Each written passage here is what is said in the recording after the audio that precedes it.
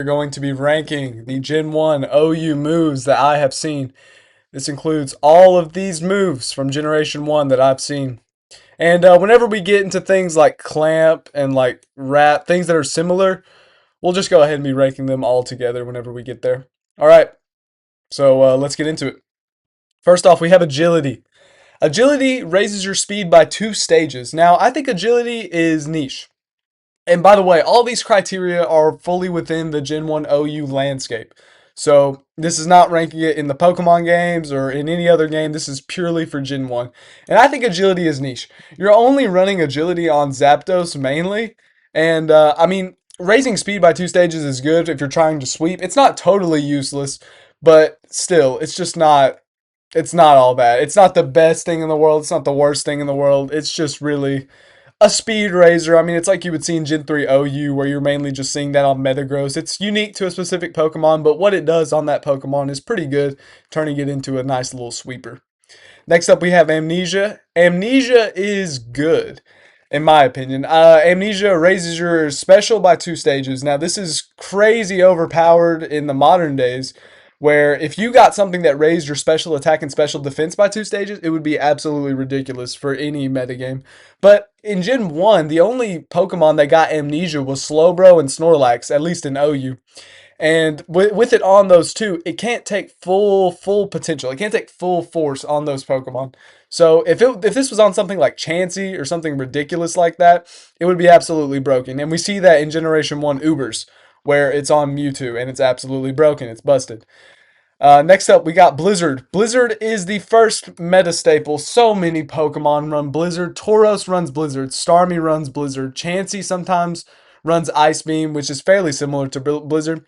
I mean, Ice type moves in Generation 1 are just so broken and busted because they have a chance to freeze. And Blizzard in the base game was even more busted. Blizzard in the base game used to have a 30% chance to freeze. It was absolutely ridiculous. Ice is super effective against so many different types: flying, grass. I can't remember the other one. I believe ground, if I'm not mistaken. It's just so good. Absolute meta staple. Next up, we got Body Slam. Body Slam is another meta staple, though it's less of a staple than Blizzard. Body Slam is typically run on your normal types like Snorlax and Tauros. Body Slam is really good because of its 30% chance to paralyze. And in Generation 1, paralysis really is everything. I mean, paralysis gets you so many good things in Generation 1. Skips turns, lowers their speed, sets you up for a full game sweep at the end. So Body Slam being there is just really, really good. And Body Slam being able to have a 30% chance for paralysis is really good. Makes it a meta staple for sure. Next up, we got Clamp. Clamp is niche, less niche than Agility. Clamp goes on Cloyster, and we'll go ahead and rate the other ones as well. Fire Spin is also niche, and Wrap for Victory Bell. And Wrap for Victory Bell. So all of these moves, right, they all just lock the opponent into a perpetual cycle of turns where the opponent is just basically biting them down, chipping them down over like 2 to 5 turns, if I'm not mistaken. Clamp is for Cloyster, Fire Spin is for Rapidash and Arcanine, and Charizard. I think Charizard is the one that gets it. And Wrap is for Victory Bell. They all essentially do the same thing, and they're all kind of are very niche. I mean, it's just really chip damage over time. You're much better off with like an actual staple move like Blizzard or Body Slam. But for the Pokemon that they're on, I mean, if the opponent is paralyzed, it can get them in where they literally have to miss 75% of the time in order to not take damage. In order to actually get something off. Next up, we have Confuse Ray. Confuse Ray is useless. I've seen Confuse Ray only a few times in Generation 1, and it's typically, no disrespect to low elo players. I'm a low elo player myself. It's typically ran by low elo players, and I don't think it's that good. Confusion only lasts, like, I believe 3 turns in Generation 1. And it only has a 50% chance to damage yourself. That's just not a good trade-off for one of your turns. You lose a lot of momentum when you play Confuse Ray. It's just really not good, and you can't really be affording to go for Confuse Ray whenever you're already paralyzed, if that's already happened to your Pokemon. So Confuse Ray, a pretty useless move. Next up, we got Double Edge. I think Double Edge is good. I think it's slightly better than Amnesia. You'll see Double Edge ran on some Pokemon like Jolteon, and I don't know, maybe Aerodactyl, I guess. But Double Edge is a good physical move. It's good for killing Chanseys. It's good for killing Starmies. It's just really good overall against low special people, or sorry, against high special people with low defense. And you only take, I think, a quarter in recoil damage, which all in all isn't that much. So it makes it a pretty good move. Next up, we have double kick. I think double kick is slightly better than agility. You're going to run this on Jolteon, and it's super effective. Fighting is super effective against normal, and this is one of the best fighting type moves other than submission. And it goes on Jolteon, which is very interesting. So you can deal a lot of damage to Chanseys, to Snorlax, because of Jolteon's high critical hit ratio with double kick. Makes it a very good answer for Jolteon. Next up, we got Drill Peck. I think Drill Peck is good. I think it's worse than Amnesia. Drill Peck is basically there for your Zapdos to hit big special guys with a physical move. Against Executor, it's super effective. There's always that. And against Alakazam and Starmie, it just does really nice damage because they have that high special, low defense traits to them. Next up, we got Earthquake. Earthquake is another meta staple. It's the least of the meta staples, in my opinion. Earthquake is ran by Rhydon, sometimes Snorlax, Tauros, all of those fun ones. And Earthquake is super effective against Gengar and other poison-type Pokemon, though Gengar is the main one you're going to see, which is pretty much the practical reason people run Earthquake, because they don't want to be running into Gengar and not have a super effective move on their Tauros. That's why you run Earthquake, for those nice little predictions. But Earthquake, all in all, is a meta staple because so many Pokemon run it, and it counters one of the best sleepers in the game, in my opinion. I would say he's probably the third best sleeper, second only to Jinx and Executor. So yeah, Earthquake, meta staple move. Explosion. This one's also a meta staple move, and since we're going ahead and rating Explosion, let's go ahead and do Self-Destruct. These two are both meta defining because Snorlax and Executor and Gengar all run them. And these just really, really are good at building momentum. I would say Explosion is slightly above Earthquake, and so is Self-Destruct. Mainly because they're not the most ran moves, right? But at the end of the day, they build you so much momentum on so many crucial Pokemons. I mean, dude, Explosion itself is the reason Executor is above Chansey.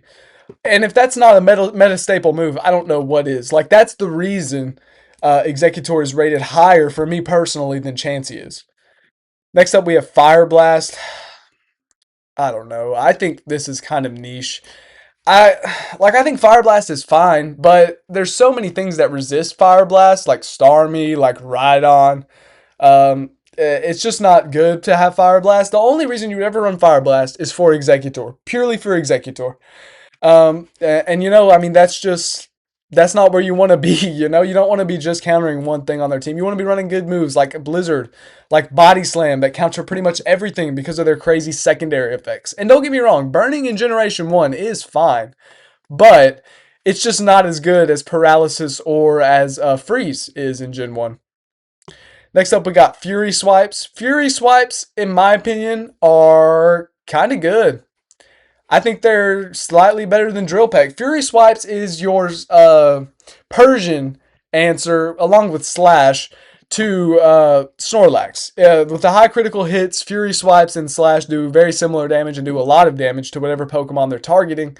And they're just really good. And the Pokemon that get them have high critical hit chances, so that's really good for Fury Swipes and for Slash. We'll just go ahead and rate Slash as well, along with Fury Swipes, because they basically serve the same purpose as a Snorlax killer, if you see what I'm saying.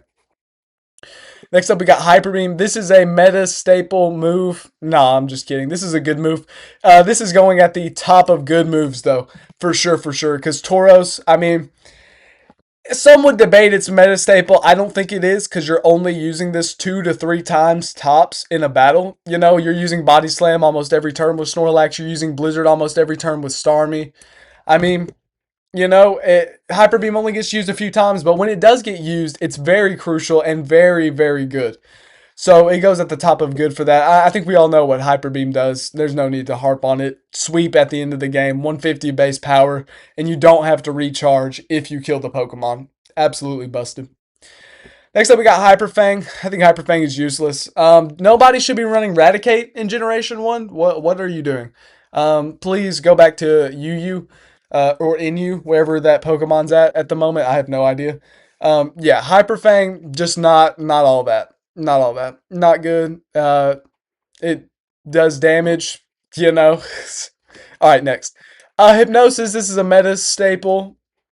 It's the one of the worst meta staples, though. We'll also rate Sing along with it as well because they both have the same accuracy, I believe, at 60%. These are low meta staples, mainly because you're not going to be seeing them too often. Typically, what you're going to be seeing is Executor running Sleep Powder as a meta move.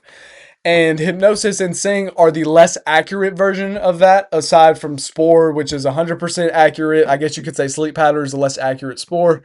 Whatever you want to say, these are the least accurate sleeping moves on some OU Pokemon in the game. And yeah, they're just not the best. Not the best, not the worst. Sleep is broken in Generation 1. You can sometimes catch them off guard with your Chansey if they think you're doing like a Ice War, right? And then you want to put their Chansey to sleep if that's what you're going for. But I would suggest just taking the risk and freezing, trying to freeze. Speaking of trying to freeze, Ice Beam. Ice Beam is a good move. Ice Beam is learned by Chansey and Snorlax. Ice Beam has a chance to freeze, 10% chance to freeze, like all ice moves in the game do.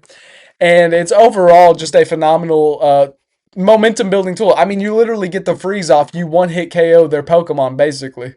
So, yeah, absolutely spectacular. Absolutely good chance to freeze. And just overall, pretty busted move. It only is run by 2 Pokemon, though, which is why it can't go in Meta Staple. Next up, we got Light Screen. I think Light Screen is kind of useless. I mean, it's good in Ubers, but in Gen 1, most of the time, you're just going to be wanting to switch out. And the Pokemon that get Light Screen aren't that good. Yeah, not the best, not the best. So I think Light Screen is pretty useless because the Pokemon that learn it don't really need it. They already have high enough special. I've seen this thing on Alakazam before. Like, what's the point, bro? What's the point? Just put Thunder Wave on there. No need to have Light Screen. Next up, we got Lovely Kiss. Lovely, Lovely Kiss. I think this is above Explosion and Self-Destruct. Lovely Kiss, I believe. Let's go check. A, B, C, D, E, F, G. There we go. Lovely Kiss. What is its accuracy? 75. Yeah, so Lovely Kiss has the same accuracy as Sleep Powder, like I thought.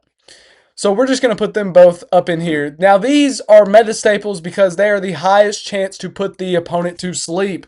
Sleeping is, once again, broken in Generation 1. And because these have such high accuracy, they go way above Sing and Hypnosis. Though they're still in the same tier. I mean, don't get me wrong. They're still in the same tier. Next up, we got Low Kick. Low Kick. I think Low Kick is slightly better than Amnesia. This is another Snorlax killer, and I think this is one of the best Snorlax killers in the game because Low Kick is learned by Machamp. You can do super effective damage against all the normal types. So fun. Absolutely so fun. And yeah, you just basically kill Snorlax peak. I would rate it less than Double Edge, mainly because I think taking out special attackers is better. I prefer to just take out the big physical walls with explosions and things. And Double Edge allows you to do that. And so does Explosion and Self-Destruct. I think Explosion and Self-Destruct are like the best versions pretty much of Double Edge because they're one turn. You get them off the field. You lose your Pokemon, but if it's an Executor or a Snorlax, you've probably already paralyzed quite a few things or put something to sleep. So there's really no need. And Low Kick is just there to kill Snorlax, basically. Next up, we got Mega Drain. Mega Drain. This is right here. Right here in between Ice Beam and Double Edge. Mega Drain is learned by Executor. It's a good answer for Starmie. It's a good answer for Rhydon. And it gives Executor a little bit more to do. Now, speaking of Executor, we can rate Stun Spore and Thunder Wave as well. These are the meta. This is the meta. Where is Stun Spore at? This is the meta. Paralysis is broken in Generation 1. Paralysis is absolutely ridiculous. These are the meta moves. If Paralysis didn't exist, this tier list would look totally different. It would look totally different. Body Slam wouldn't be as high. Blizzard would probably be the best move in the game. Like, Thunder Wave and Stun Spore is what defines Generation 1. Paralysis is what makes Gen 1 Gen 1. You want to paralyze everything and then sweep with Hyper Beam. That's the whole goal. That's the idea. So I don't think I need to go into any more depth on this. Thunder Wave, Stun Spore, absolutely broken moves. These define the meta 100%, along with some other really silly moves. Next up, we got Pin Missile. This is niche. This is niche, but I think it's better than Double Kick. Pin Missile is super effective, 4 times super effective against Executor and against Psychic type Pokemons as well. Pretty good, honestly. You run this on Jolteon just like you run Double Kick, but overall very niche. Very niche. I mean, it's just mainly there for Executor coverage, and getting Executor off the field is good, but Executor is probably going to get itself off the field whenever it sees the opportunity. You know what I'm saying? Like, I don't know. Next up, we got Poison Powder. This is useless. If you are running Poison in Generation 1, this is for you. Stop it. Get some help.